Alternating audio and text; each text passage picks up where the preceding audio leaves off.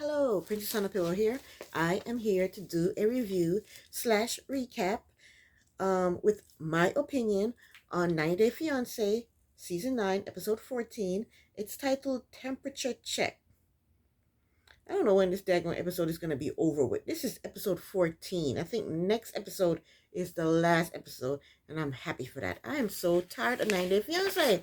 And this episode was just about nothing, actually. But let's get started. First couple is Emily and Colby.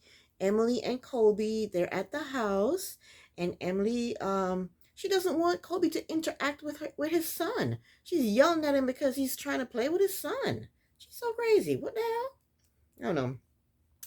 Then we see Emily and her father and Colby. They're at some bridal store, and Colby is trying on a tux.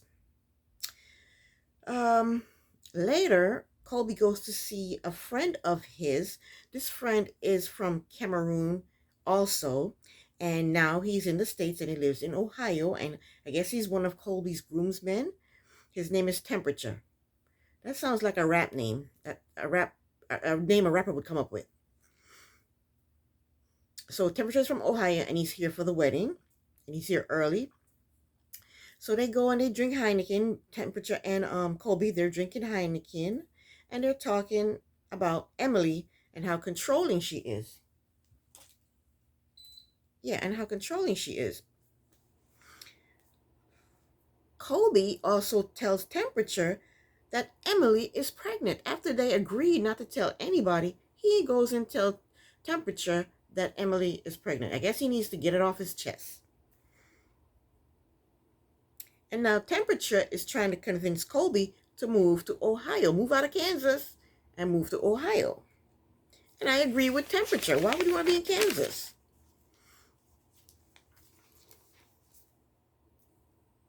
But me and Colby, we're pretty sure that Emily will disagree with that idea. Emily ain't going to no Ohio. She's going to stay right there in Kansas, right by her family. Because I doubt if she can live anywhere else. Nobody else will put up with her nastiness. Her nasty attitude.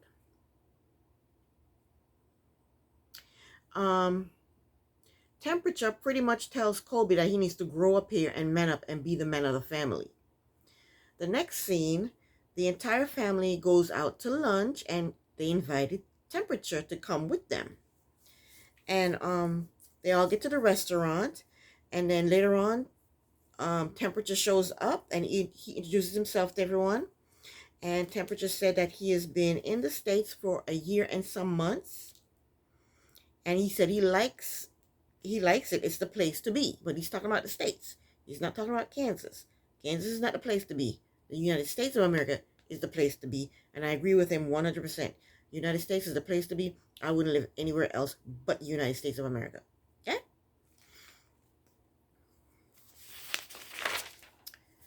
So Temperature tells them that there is a huge African community in Ohio. He's trying to drop a hint. But nobody touched on it. Nobody said anything about it. So next, Emily orders food for her, and then she orders food for Colby. And Temperature seems to have a problem with that. He wants Colby to order his own food, but Colby didn't seem bothered that Emily ordered his food for him. Temperature said to the camera that the husband has to teach the wife what she has to do. Temperature crazy. You drinking that Ohio water. I think Temperature needs to go back to Africa with that mindset that the man has to tell the woman what to do. He needs to go back to Africa with that attitude, with that mindset. Because American women don't need to be told what to do. Temperature. Now Emily is a bossy bitch, and Colby has no say in anything, and because that's because he put himself in this position by not covering up his John Thomas. That's why he has no say in anything. He's in an awkward position where he doesn't have a job, not gonna have a job for a while, living at her parents' house, taking care of, trying to help her take care of the baby. Now they're pregnant again. He put himself in this crazy situation where his hands are tied and he can't do anything, and he has to listen to her bossing him around the whole, for the rest of his life.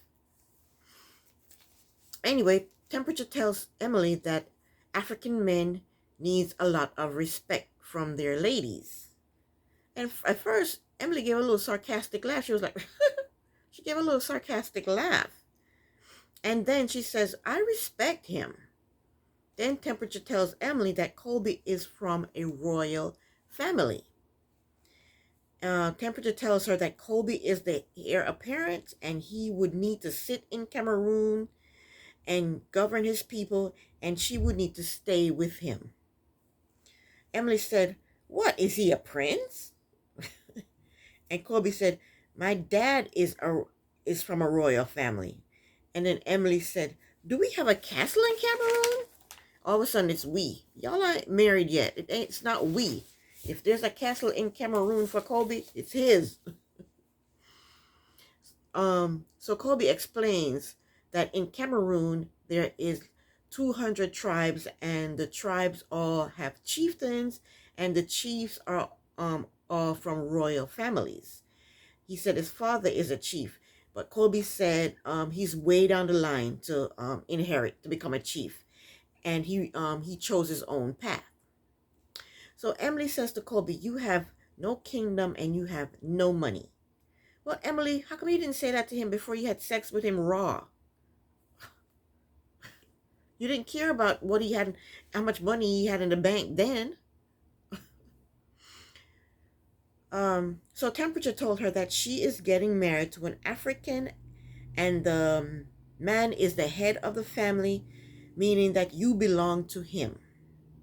So the father said to Temperature, that's the reason you're not married. And then the entire family laughed at Temperature. And now Emily is worried that Colby will change once they get married. Emily asks Colby if he agrees with what Temperature said, and Colby said the man is always on top. And that is the end of Emily and Colby. Next up is Thais and Patrick. Patrick is happy that Thais is going to tell her father that they are getting married. Thais does not want Patrick to be there when she tells her father. In her confessional, Thais said she did not want to ask her father for permission to marry Patrick because he will say no. See, now this is where this confused me, Thais, sweetheart. It doesn't make sense to me because you don't have to ask your father permission to travel across the world to have sex, to live with Patrick and have sex with him, but you have to ask his permission to marry Patrick? That's crazy to me. So they FaceTime the father, and Thais tells the father that her and Patrick are getting married in that month. Patrick tells the father that they have to get married soon because of the visa. So Patrick can read the room. He sensed that the father was not happy, so he left the father and daughter alone so that they could talk. So Thais explains to her father that when she marries Patrick, she can get her green card and she will be able to travel back and forth to Brazil, and she doesn't have to see Patrick again. What, Thais? What the hell? But the father is pissed. He said, you have the audacity to stay there all this time and now tell me that you're getting married? So Thais lies. She lies through her teeth. She tells her father that she did not know if she wanted to marry Patrick. Meanwhile, codependent Patrick is in the garage and he's texting John to come be with him in the garage. To meet him in the garage. And then meanwhile, the father tells Thais that she should have told him from the beginning because he doesn't want her to marry that American, because he doesn't like him and he doesn't know him. Thais tells her father, you knew we got engaged in Mexico. So John goes to the garage to meet with Patrick, and of course he starts to talk trash about Thais. So while John is talking trash about Thais to Patrick in the garage, the father is talking trash about Patrick and basically all Americans. Thais' father told her to come back to Brazil ASAP. So after Thais is done FaceTiming with her father, she tells Patrick that her father does not want her to get married and he wants her to come back to Brazil. She tells him that her father does not like him. Patrick said to Thais, "Did you defend me? Did you say nice things about me to your father?" Patrick sounds so pathetic. And then Thais lies again. She goes, "Yes, I defended you." I didn't hear her defending him. What I remember hearing her say was, she told her father when she married Patrick and get her green card that she'll be able to travel back and forth to Brazil, and she's gonna dump Patrick. That's what I heard. Patrick told Thais, "I thought he liked me." Patrick is pathetic. "I thought he liked me." Why, Patrick? Why would he like you? He like you because you bought him a couple of beers? You had a beer with him a couple of times? Is that why you think he likes you? Let me tell you something, Patrick. If I don't like somebody and they offer me a Heineken, I would take the Heineken. What does my hatred for someone has to do with my love for Heineken? Nothing, okay? That wouldn't change my mind. That wouldn't make me like them because they give me my favorite beer, my Heineken. Still don't like you. Thais said, I warned you not to let me tell him I warned you to let me tell him after we were married, and now look what happened. Patrick asked her if she wanted to stay or go back to Brazil. Thais said she did not know. Thais starts to cry. Yeah, she starts to really cry. And she asked him if he will be mad at her if she goes back to Brazil. We're going to take an intermission right here and say something. I hope Thais did not get her nails done professionally. They look like press-on nails. They don't look good. I don't like them. Back to the show. Anyway, he tells her that if she goes back to Brazil, things will be over between them. She told him she missed her life in Brazil. Patrick tells the camera that this is the first time he has ever seen Thais cry, and he is terrified that Thais is going to go back to Brazil. Patrick tells Thais that he wants her to stay with him. Patrick is pathetic. He's just pouring it on. He told her that he can't imagine his life without her. And he told her he would do anything to be with her.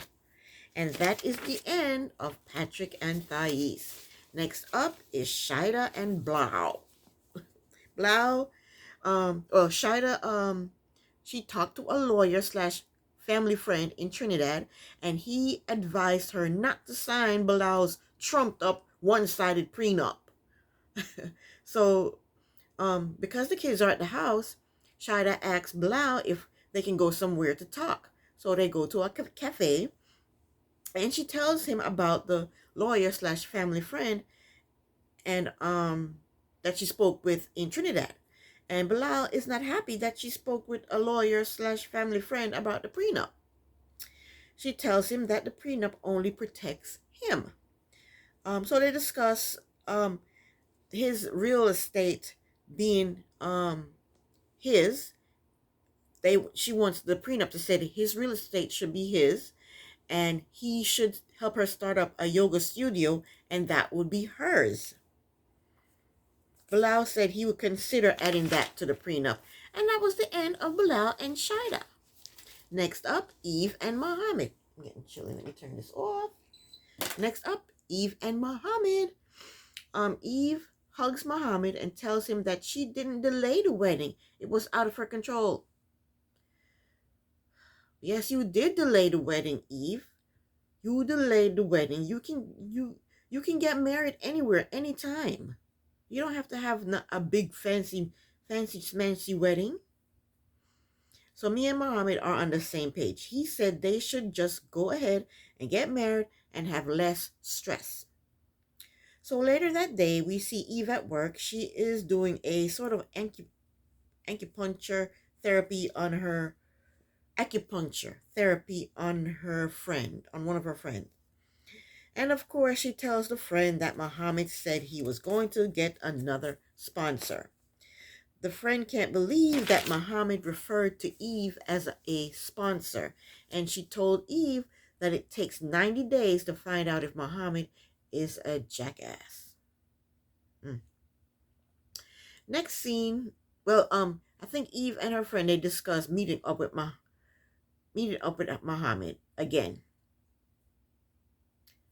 And I don't know why she would want to put Muhammad through that torture again.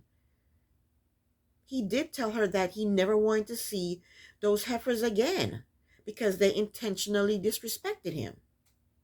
And Eve is full of shit. Every episode, it's another issue. Her new issue is if Muhammad can't get along with her friends, it's going to be a problem. And I don't understand why that is a problem. Just hang out with your friends separately than with Muhammad. Don't have him around them. He don't need to be around those heifers. They're rude and disrespectful. So later, Muhammad meets Eve at a cafe. Eve tells Muhammad that she wants them to meet up with her friends at the house. Eve wants to do a fire ceremony. What the hell is a fire ceremony? Alexa, what is a fire ceremony? Here's something I found on the web. According to ChicagoTribune.com, the Fire TV stick remote includes volume control and is equipped with Alexa voice capabilities. Alexa, stop. She's talking about a fire stick. Let me ask her again. Alexa, what is a fire ceremony? Here's something I found on the web. According to localprayers.com, the fire ceremonies are for gatherings of individuals seeking to bring more of the sacred into their everyday expression through a variety of traditions and beliefs. That doesn't help me. I don't know what she's talking about. I don't know what a fire ceremony is. Anyway, Muhammad told Eve that if he doesn't feel comfortable around her friends, he said, if I don't feel comfortable around your friends, why are you pushing me to be around them? And I agree with him. Why? If I'm not uncomfortable around somebody, I'm not going to be around somebody I'm uncomfortable around. I'm not doing it. I agree with Muhammad 100%. I refuse to be around people I don't like. Why would you do that to yourself? Why should he be subjected to the torture that they're going to give him? Eve said to Muhammad to be more open to them. And I love Muhammad's response. Muhammad said, I am open that I do not like them. I love that.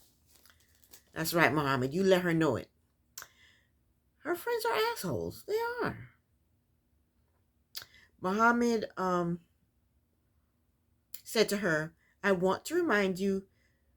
Muhammad said to her, I want to remind you that they were not very respectful to me. And Muhammad is spitting the truth. Eve said she does not get along with her family, so these friends are important to her. Muhammad said to her, I am going to make this very clear to you. I am not going to allow anyone to interrogate me anymore. I love it. He tells you exactly how it is. He doesn't sugarcoat it. He tells you exactly how it is. Eve wants him to experience the fire ceremony with her and the friends. Muhammad said, that sounds crazy. That fire ceremony sounds crazy. And it sounds crazy to me too, Muhammad. It sounds like some kind of witchcraft. You know? Next scene.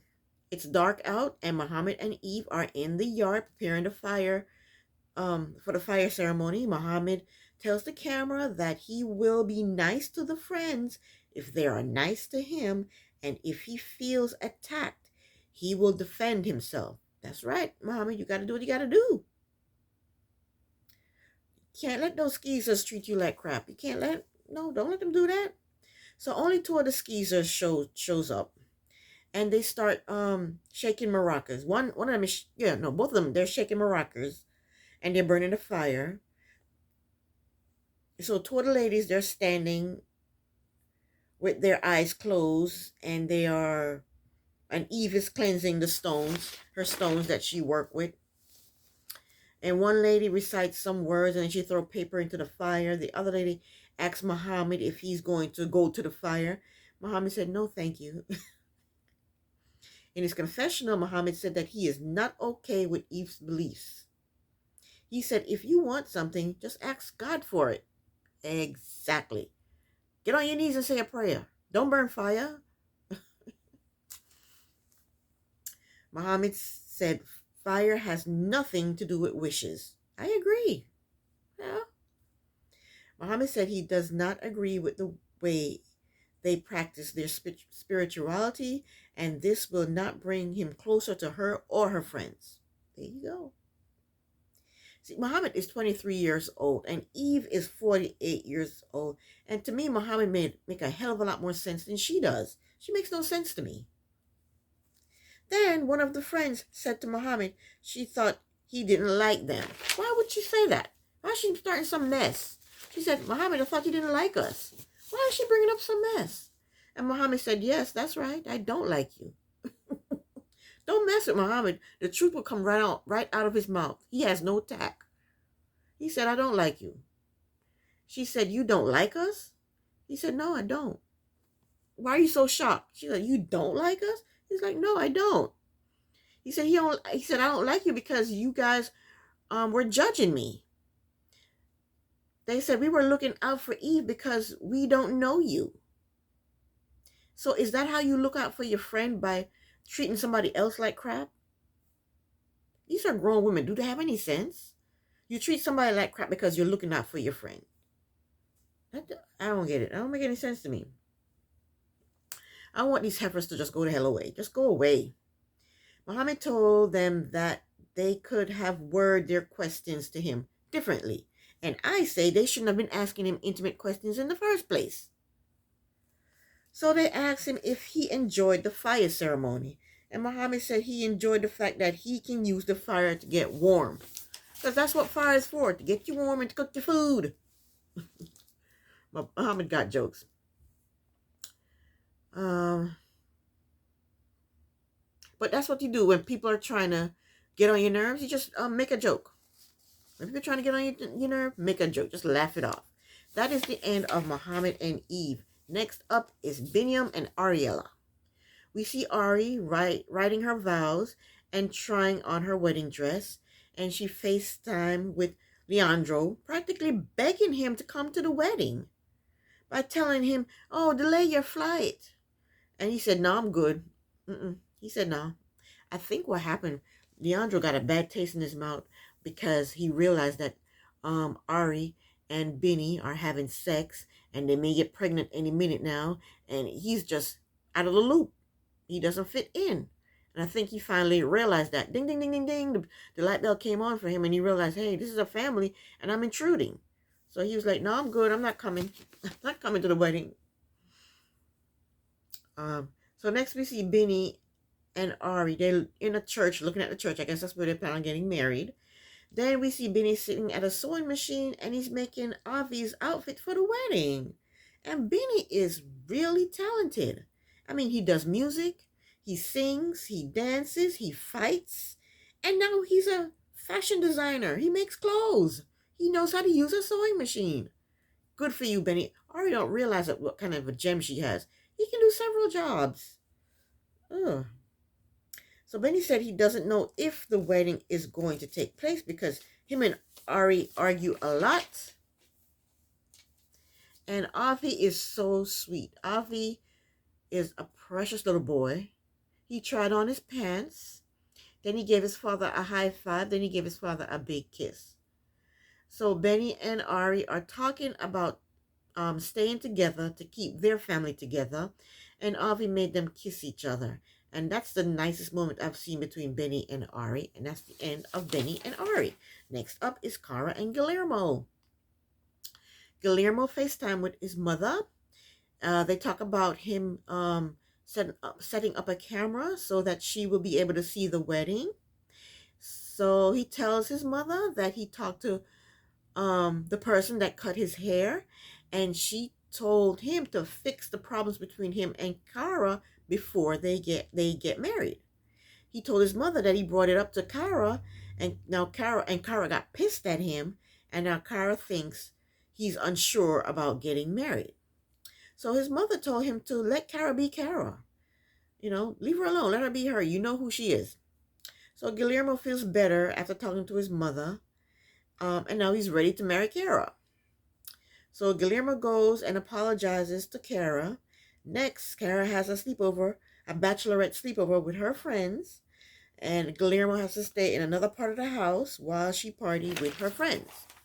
And the party is boring. All they're doing is doing shots, drinking champagne, and talking shit about Guillermo. And that's the end of Kara and Guillermo. Next up is Jabri and Miona. Last but not least, actually, is Jabri and Miona. Save the best for last. Jabri and Miona are in their bedroom playing some type of card game, and the stepfather sticks his head in the door and says, "Can we talk to you guys in the living room?" So the stepfather basically asks them, when are they moving out? Oh my gosh, that's mean. He asks them, when are they getting married? Jabri said, "I don't know." And Jabri tells the camera that his parents are on some bullshit because they're trying to kick him out. And for once, I agree with Jabri. All of a sudden, now they want to kick him out. Why? If you have room in your house for them, why are you kicking him out? The mother said, "We want to be at your wedding, so we need to know, we know when is the wedding so that we can make plans." But the mother had already told Miona that she ain't going to their wedding. She said, "No, we can't go. We can't make it. If it's outside of South Dakota and it's not a prairie wedding," she said she couldn't make it. But now all of a sudden she wants to go to the wedding? I don't know what's happening here. They're confusing me. I don't know. Then they told Jabri that he had 3 months. He had 3 months to plan the wedding and move out. That's what their agreement was. 3 months. In 3 months, he's gonna plan his wedding and move out. And Jabri feels like they are kicking him out early. Meanwhile, Miona, she's happy to be leaving. She don't want to live with the parents, and I don't blame her. These parents are crazy. They're cuckoo for Cocoa Pops. Jabri said to his parents that he thought they would help him figure everything out. And the stepfather told Jabri that he is 28 years old and he need to figure it out himself. They gave Jabri until the end of the year to leave. And Jabri is pissed. Jabri said, "I'm leaving now. I'm going to go pack my crap and I'm out of here." Jabri told them that they are treating him like he is 15. And the father said, "Well, you're acting like you're 15. Where did this father come from? The entire season, the stepfather was quiet.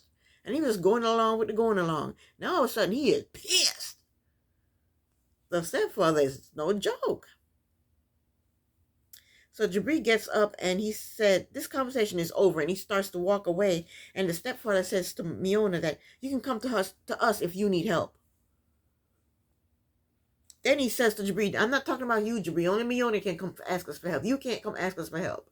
I'm like, where did this stepfather come from? Why is he being so mean to Jabri? All of a sudden, his parents has turned against him. And I say, poor Miona. 1 minute the entire family is against her, and now the next minute they turn against each other. Miona is probably wondering, what kind of foolish family did I get myself involved with? That's the end of Jabri and Miona, and this is the end of my review. I will be back next week with another review. Thank you so very much for watching. Princess on a Pillow here. Bye.